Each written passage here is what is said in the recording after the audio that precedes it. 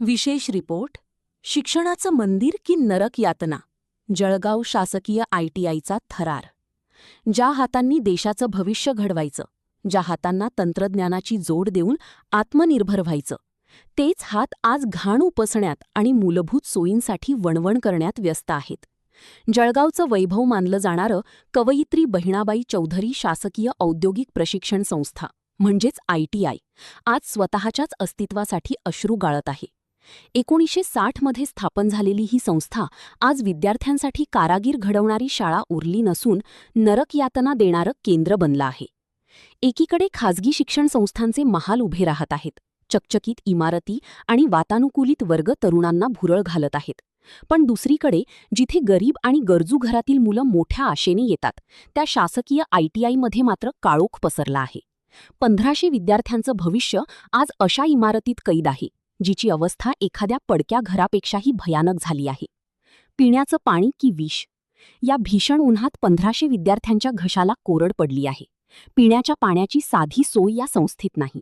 विद्यार्थ्यांनी शिकायचं की पाण्यासाठी वणवण करायची, हा प्रश्न आज प्रशासनाला विचारण्याची वेळ आली आहे. कचऱ्याचे साम्राज्य. संस्थेच्या प्रवेशद्वारावरच कचऱ्याचा डोंगर उभा आहे. विद्येच्या मंदिरात शिरताना विद्यार्थ्यांचे स्वागत ज्ञानाने नाही तर दुर्गंधीने होत आहे. ही परिस्थिती पाहून प्रश्न पडतो, हे कॉलेज आहे की शहराचा डम्पिंग ग्राउंड? वसतिगृहाची विदारक अवस्था. हॉस्टेलची अवस्था तर पाहूनच अंगावर काटा येईल.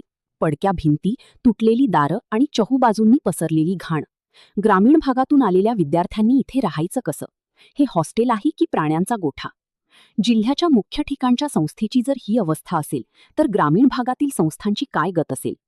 पालक मोठ्या अभिमानाने म्हणतात की आमच्या मुलाचा नंबर सरकारी ITIमध्ये लागलाय, पण त्यांना काय माहीत की त्यांच्या पाल्याला शिक्षणाऐवजी तिथे केवळ हाल अपेष्टा सहन कराव्या लागत आहेत. कवयित्री बहिणाबाईंच्या नावाने ओळखल्या जाणाऱ्या या संस्थेची ही दुरवस्था म्हणजे जळगावच्या लोकप्रतिनिधींसाठी आणि शिक्षण विभागासाठी शरमेची बाब आहे. लोकप्रतिनिधींना आणि शिक्षण मंत्र्यांना आमचा थेट सवाल आहे, तुम्ही या वास्तूचा पूर्णतः कचरा होण्याची वाट पाहत आहात का, की या विद्यार्थ्यांना त्यांचं हक्काचं शिक्षण आणि सुविधा मिळणार?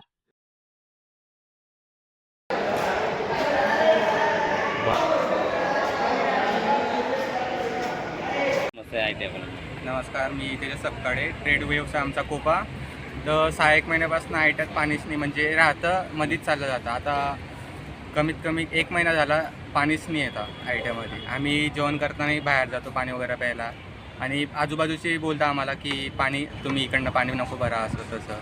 तर आमची सरकारला हीच विनंती की ITIमध्ये पाणी उपलब्ध करून द्यावे बस.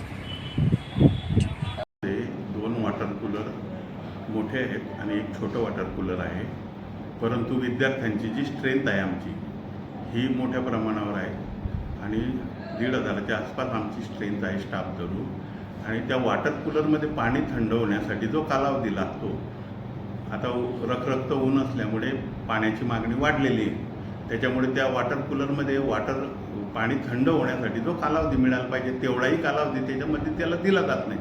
मुलं फटाफट बाटल्या भरतात, त्याच्यामुळे ते पाणी थंड होण्यासाठी जेवढा कालावधी त्या आवश्यक आहे त्या कूलरला तो न दिल्यामुळे साहजिकच आहे त्या पाण्याला जो थंडावा पाहिजे तो तेवढा अपेक्षित मिळत नाही. किती विद्यार्थी आहे? आमच्याकडे जवळपास 1400च्या वर विद्यार्थी आहेत. दुसरा प्रश्न असा आहे सर, की या बिल्डिंगची परिस्थिती बघताय तुम्ही, संडास बाथरूम दरवाजे एकदम घाणेरडी परिस्थिती आहे. तर आपलं घरसुद्धा आपण एवढं स्वच्छ ठेवतात, पण तशा पद्धतीने मुलं त्या ठिकाणी राहत आहेत. काय सांगाल तुम्ही? कुठल्या बिल्डिंगचं म्हणजे? हॉस्टेल मुलांची नाही, हॉस्टेलमध्ये आम्ही स्वीपर जो लावलेला आहे ते कंत्राटी स्वीपर लावलेला आहे. 3 मजल्यांचं आमचं हे आहे, तिच्यातले 2 मजले जे आहेत ते वापरत नाही आहे, त्याच्यामुळे तिथंही असू शकतं. आणि कालच म्हणजे 11 तारखेला शॉर्ट सर्किट झाल्याने पंप हाऊसची जी आमची केबल होती तिथं आग लागली, म्हणजे सुकलेलं गवत असल्यामुळे. त्याच्यामुळे कालच्या 2 दिवस पाणी पुरवठा आमचा पंप हाऊसचा खंडित झाला होता.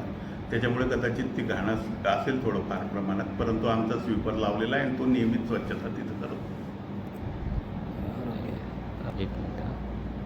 या बिल्डिंगची रेनोव्हेशनसाठी मागणी नाही केली का? सर, ही बिल्डिंग जी आहे ही संस्था आणि ही बिल्डिंग कार्यशाळा ह्या 1960 साली स्थापित झालेल्या आहे, आणि या बिल्डिंगचा BNC कडून आपण ही योग्य आहे किंवा नाही याच्याबाबतचा अहवाल मागवलेला आहे शासकीय फी भरून आणि त्या अहवालानुसार ही बिल्डिंग त्यांनी पाडण्यास मान्यता दिलेली वापरण्यायोग्य नाही आहे आणि 64 कोटी दक्ष म्हणून शासनाचा प्रोजेक्ट आहे, तिच्यामधून 64 कोटी 72 लाख रुपये नवीन बिल्डिंगसाठी मंजूर झालेले आहे. त्याच्यामुळे लवकरच ही बिल्डिंग डिमॉलिश करण्यात येणार आहे आणि नवीन बिल्डिंगचं काम चालू होईल. परंतु सदर काम चालू होण्यासाठी जो फंड आवश्यक आहे तो फंड वरतून आल्याशिवाय ते काम सुरू होणार नाही, कारण ते काम आमच्या हातात नसून ते काम सार्वजनिक बांधकाम विभागामार्फत ते करण्यात येईल. आतापर्यंत पाठपुरावा केला आहे.